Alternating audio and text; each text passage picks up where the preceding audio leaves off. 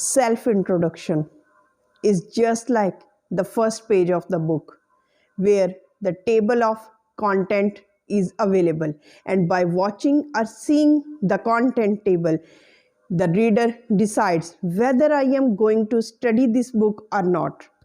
Just like that, your self introduction is your first page or layout of your abilities, capabilities, achievements, awards, each and everything of your life. In fact, self introduction portrays your personality, either a negative or a positive personality. Why self introduction, or this question is asked first of all in the interview. What is the human psychology behind asking this question, and what kind of multi-sensory organs you have to address of the interviewer to trick this interview? What is the human psychology? What kind of steps you have to take? What kind of rules you have to adopt to have a successful interview in your life? So, what is the human psychology behind asking this question of introduce yourself? What is your self introduction? All these questions, because the interviewer wants to know how better or different are you from the other candidates, how your skills are beneficial for the company, what kind of attitude you have towards the society, towards organization. Either you are a creative, open-minded, positive person or not. The second thing is that what kind of sensory organs you have to address. There are 5 senses, but you have to address the 3 senses of the interviewer. First, hear, second, see, and the third, touch. I will elaborate it in more detail. Next thing is that you have to introduce yourself even when you are born, because the very first question the parents and the relatives ask from the doctor is that whether she is a girl or a boy. This is the very first interview, and you have to introduce yourself at every time, in many contexts, in many situations, like gathering, party, at your school, at your college, or the most important is in your interviews, because here you are going to be decided for a brighter job. So what kind of multi-sensory organs you have to address is that hearing. By hearing that, how clear are you in your spoken English, how clear, how enunciated you are in your conveying the message. Either you are conveying the message in a clear way, in the most understandable way. In this way you are addressing the hearing sense of the interviewer. The second thing is the seeing sense. In this you have to address the seeing sense of the interviewer by maintaining the right kind of body posture. Your shoulders should be upright, it should not be slouchy, you should not have shrinking body, you have a smiling face, broad smile on your face. You should not be shivering like this. You should maintain a strong eye contact. Strong eye contact, because it indicates that you are a confident person.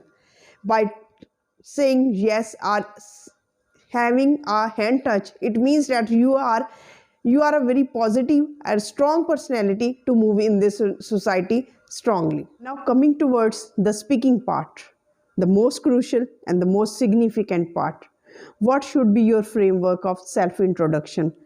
I will elaborate it in 10 points with some rules you have to follow and some mistakes you should avoid.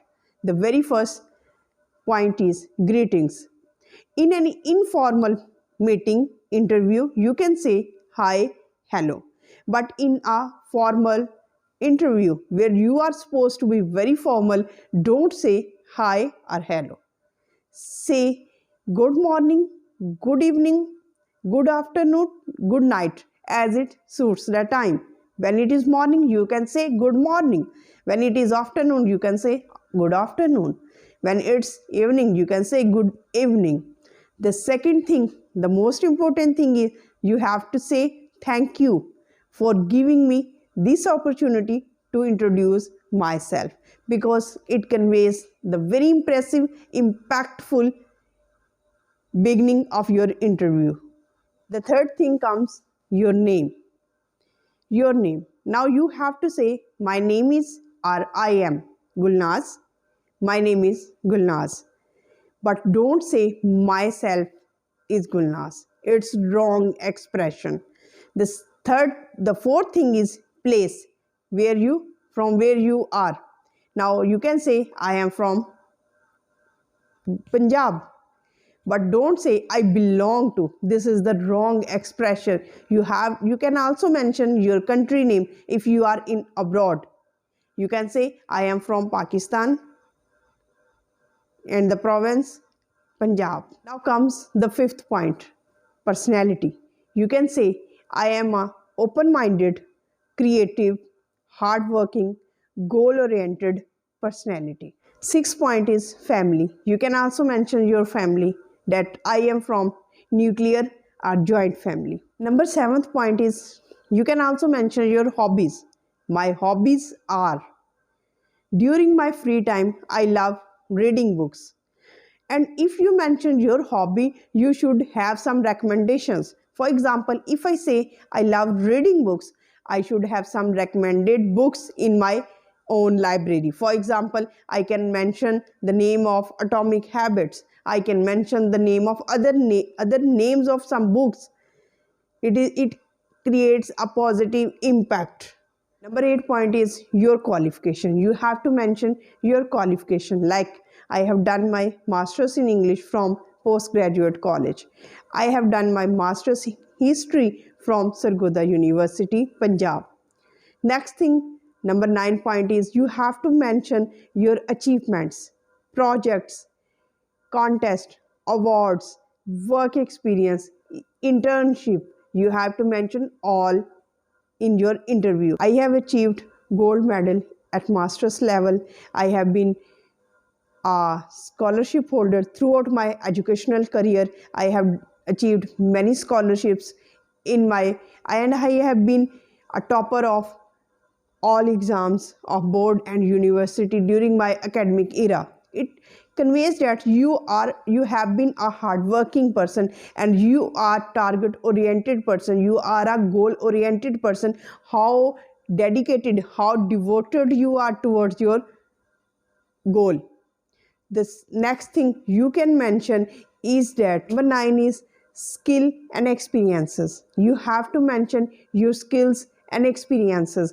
It creates a positive impact, because the skills and experiences are the testament of your hardworking nature, how hardworking you are, because your experience is the spokesman. But here you have to keep in mind that you don't have to talk negative about the previous organization or the job or any personality, because it conveys that you are a negative person. Be positive and have a logical answer why you left that job. Last thing is to wrap up your interview. As your first impression is important, your wrap up or your last impression always counts a lot, because there are many candidates. You have to be an individual, you have to be different, you have to prove yourself better, positive personality. So you can say that it was a great time for me to have an interview before the majestic interviewers. So in this way you can end up your interview, and you have to assemble all these things, and you have to keep in mind that you should portray yourself as a confident, as an open-minded, goal-oriented, positive person, and you should convey that I am better, I am different from others. You should not brag, you should not be arrogant, you should be humble, you should be so sophisticated. Your body language, your non-verbal attitude should convey that you are perfect for this job. If you like this content, you can also play, and you have to frame your own interview. You have to frame the outline of your interview by using these 10 points which I have mentioned in my video, and comment me in the comment section, because I am not giving you the ready-made questions, ready-made answers are everywhere, but you have to utilize your own individuality and spark, because everyone is watching all these interview videos.